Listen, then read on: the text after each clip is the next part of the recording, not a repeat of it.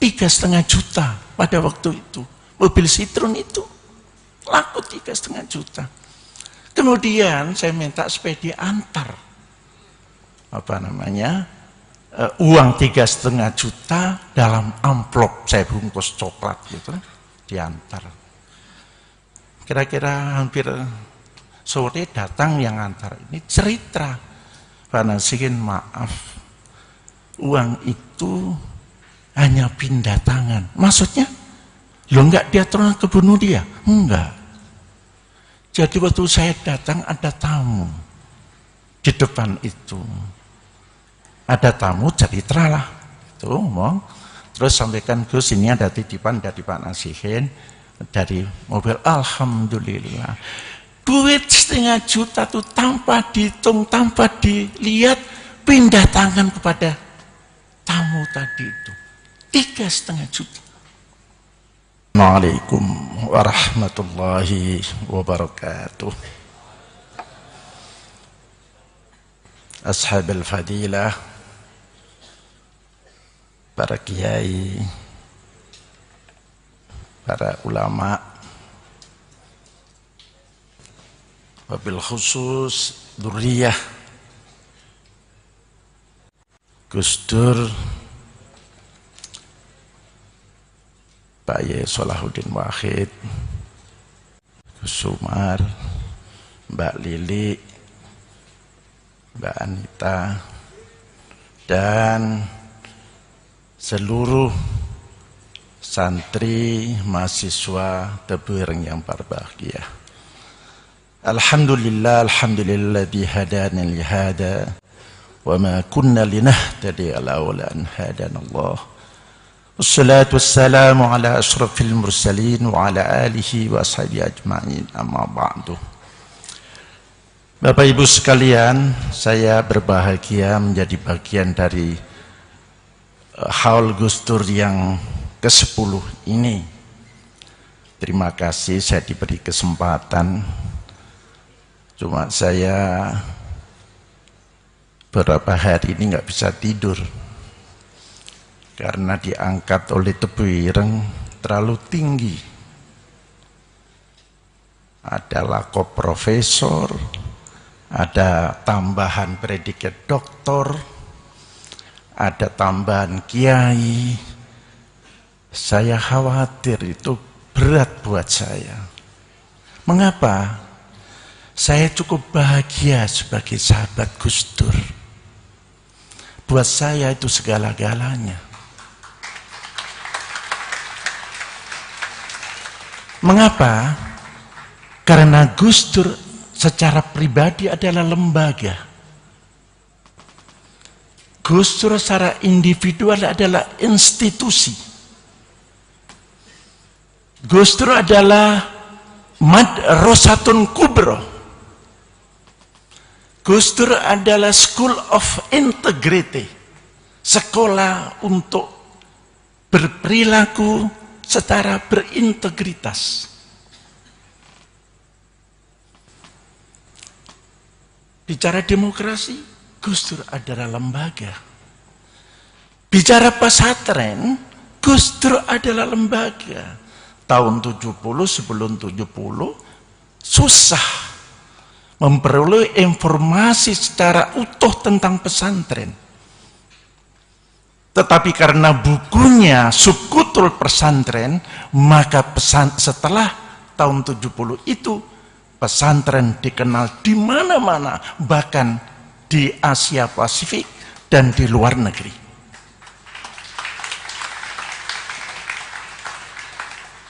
Jadi Gus Dur ini lembaga. Oleh karena itu tidak sederhana untuk menjadi sahabat hakiki yang sebenarnya. Itu bukan main. Menurut saya itu melebihi segalanya. Bapak Ibu sekalian, Gus Solah, Mbak Anita, tanpa terasa sudah 10 tahun kita tidak bersama Gus Dur. Kayaknya baru kemarin. kita berpisah dengan Gus Dur. Mengapa? Karena antara kehidupan dan kematian memang hanya sejengkal. Ka'abiris sabil, kayak seperti lewat jembatan. Tetapi Gus Dur sebentar yang 69 tahun itu hidup telah mengisi hidup dan dalam kehidupan secara bernas, secara berkualitas, secara berintegritas dalam 3 hal. Yang pertama adalah soal keagamaan, yang kedua soal keumatan, dan yang ketiga soal kebangsaan. 3 mutiara ini menurut saya sesuatu yang tidak sederhana. Bapak Ibu sekalian, saya senantiasa berinteraksi dengan Gus Dur, itu selalu ada masalah yang harus dipecahkan. Ini, dan selalu almarhum menegaskan ke saya, beliau itu kalau manggil saya asalnya ahun gitu, akhirnya ya ben gampang, ben kira-kira lebih akrab lah gitu.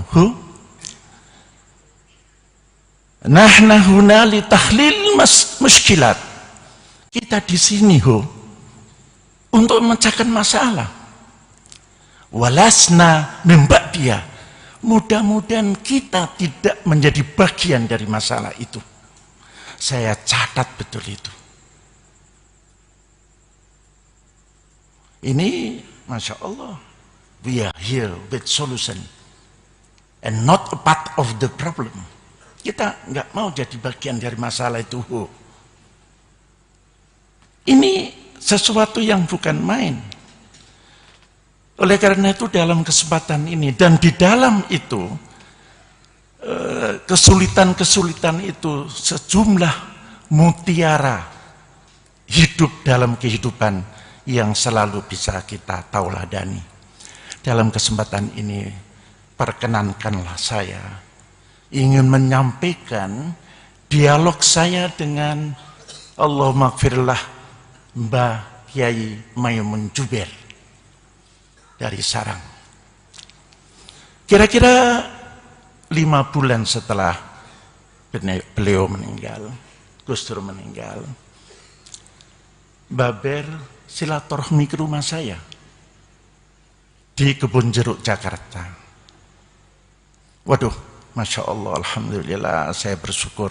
Itu yang kedua kali datang ke rumah saya, sebelumnya di Puri Indah situ, ini yang kedua. Habis kira-kira jam 12, habis sholat jamaah zuhur, kemudian saya mau aturi dahar sama Bu Nyai berdua. Begitu saya gandeng mau ke meja makan, tangan saya dipegangi. Mas Nasihin, sik. Siji gawe loro gawe. Selain silaturahmi, saya ini mau tanya sesuatu yang saya tidak bisa menjawab ketika tamu saya di Sarang datang.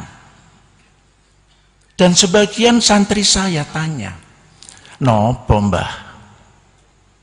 Soal Gus Dur. Soal nopo Mbah?" Saya ini khawatir karena ketika di Cipasung itu Mbah Mun cerita kepada saya bahwa Mbah Mun mufarokoh dengan Gus Dur. Karena apa? Karena Gus Dur madani presiden. Madani itu apa ya? Ya ngata-ngatain presiden. Mbah Mun apa enggak kerso itu, wong apapun ya presiden loh, ojo diwadani koyok ngono lah, kira-kira gitu mufarokoh. Napa Mbah? Lah iya. Gus Dur itu duwe aji apa? Loh, aji-aji napa Mbah? Lah iya. Lah ini kan sudah bulan kelima, Mei kira-kira tahun 2000 itu, Mei. Itu, bulan kelima, bulan 6. Itu yang ziarah itu kok enggak entek-entek itu. Gus Dur duwe aji apa? Waduh. Wangel Mbah. Pokoknya sampeyan terangno. Gus Dur itu duwe aji apa? Apa? Dengan segala hormat, nuwun sewu Mbah. Wonten sekawan nenggah kula soal Gus Dur. Apa sing sepisan?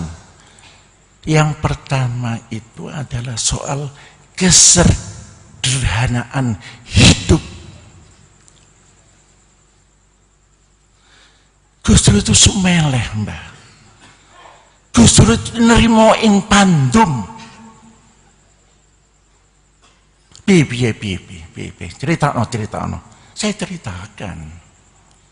Mbah, Gus Dur itu tahun 80-an gitu menjadi penasihat informal Lembaga Penelitian Pendidikan Penerangan Ekonomi Sosial LP3S di Jakarta.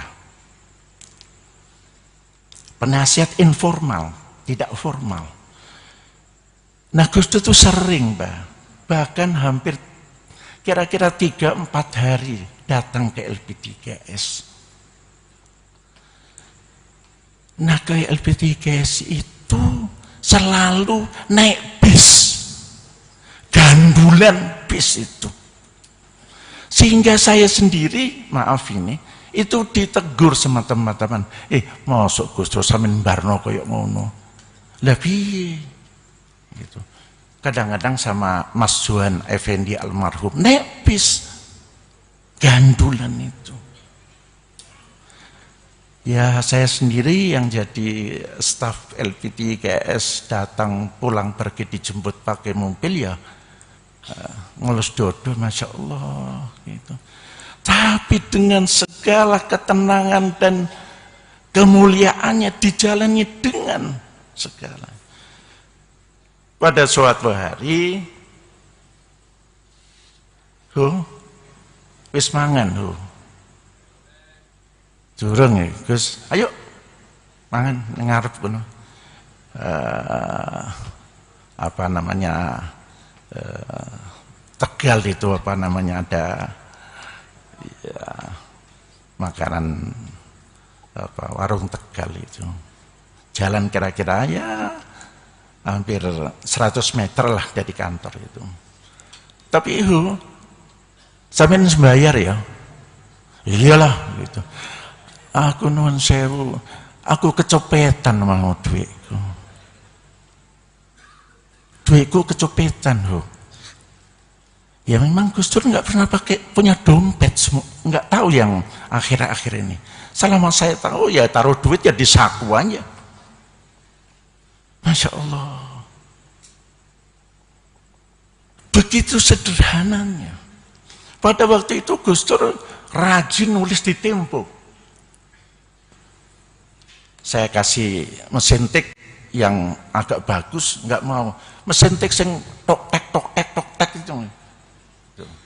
Ya terpaksa saya carikan, saya kasih meja tulis, saya kasih kertas. Mbok ya sing mikir titik nopo. Kenapa Gus? Aku njaluk kertas bekas saja. Kertas yang sudah sampean pakai, baliknya kosong goreng nih, tangguh. Karena perilaku kantor-kantor seperti inilah hutan itu habis. Saya sadar betul, ya Allah, ini bukan main ini. Pada tahun 80 orang bicara hutan, bicara lingkungan masih belum itu. Tapi itulah. Ya wis, soal kesederhanaan. Sing nomor loro apa?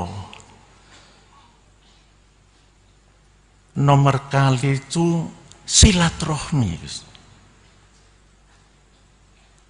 Piye ceritanya. Jadi saya disuruh berhenti di LB3S. Saya cerita sama bangun ini, disuruh berhenti, suruh mbok yo gawe dhewe program pesantren dan masyarakat, buat sendiri. Akhirnya kita merencanakan membuat Perhimpunan Pengembangan Pesantren dan Masyarakat, disingkat P3M. Nah sebelum itu kita laksanakan, Gus Dur ngajak keliling ke kiai-kiai di Jawa Tengah dan Jawa Timur, sampai ke Madura, sampai ke Banyuwangi, Blok Anggung, Kencong, Sukorejo, Paiton, muter sampai ke Sumenep, Lok Guluk, Anukoya. Ya, saya singkat saja. Silaturahmi pada suatu hari, salam dari kakak sampean. Maksudnya, iya saya ketemu kakak sampean di Sarang. Terus juga kakak mau di Rembang. Gus Dur dari sana? Iya, aku mampir yang omahmu. Masya Allah. Masya Allah. Tuh. Dan silaturahminya itu bukan hanya kepada yang hidup. Ini yang silaturahminya kepada yang sudah meninggal. Ada salah satu makam di Tuban Selatan yang orang nggak pernah tahu, tapi kemudian Gus Dur ngajak almarhum Mustafa Juhat untuk baca Yasin, baca tahlil di makam itu. Orang nggak pernah tahu. Habis itu kemudian sampai sekarang makam itu dikunjungi banyak orang. Dan ini panjang sekali ceritanya. Baik. Silaturahmi. Nah yang ketiga itu lomo. Saya bilang yang nomor 3 itu lomo, Gus, loman. Gus Dur itu punya mobil Citroen. Mobil Citroen, ya saya nggak tahu, Eropa lah kira-kira gitu. Nah pada suatu hari Gus tolong dolen mobil iki sak payune piro, Mbak Yumu pengen ya usaha kecil-kecilan, nggo modal. Ya saya cari teman untuk dijual mobil itu, laku 3,5 juta pada waktu itu. Mobil Citroen itu laku 3,5 juta. Kemudian saya minta supaya diantar uang 3,5 juta dalam amplop, saya bungkus coklat gitu, diantar. Kira-kira hampir sore datang yang antar ini cerita, Panasihin maaf, uang itu hanya pindah tangan. Maksudnya, lo enggak dia terus kebunuh dia? Enggak. Jadi waktu saya datang ada tamu di depan itu.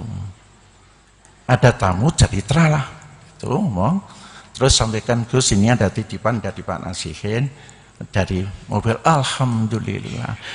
Duit 1,5 juta tuh tanpa dihitung, tanpa dilihat, pindah tangan kepada tamu tadi itu. 3,5 juta. Masya Allah. Dan ini banyak ceritanya. Tapi inilah kehidupan Gus Dur. Soal kelumanan itu lomo. Dan ini banyak ceritanya. Baik. Sebenarnya ada satu lagi yang disebut Khariqul Andah. Out of the box. Jadi Gus Dur itu ingin, kalau menurut saya, dalam memecahkan masalah ada 3. Pertama itu scientific problem solving, pakai ada ilmunya, ada teorinya. Yang kedua berdasarkan pengalaman. Yang ketiga itu yang lebih banyak itu intuitif. Intuisi tiba-tiba aja. Itu yang ini banyak cerita tapi waktunya habis. Kemudian Gus apa bangun, wah. Ora kuat aku. Ora iso aku. Iku laku sufi Mas Nasihin. Ora kuat aku, ora iso aku. Ora kuat aku.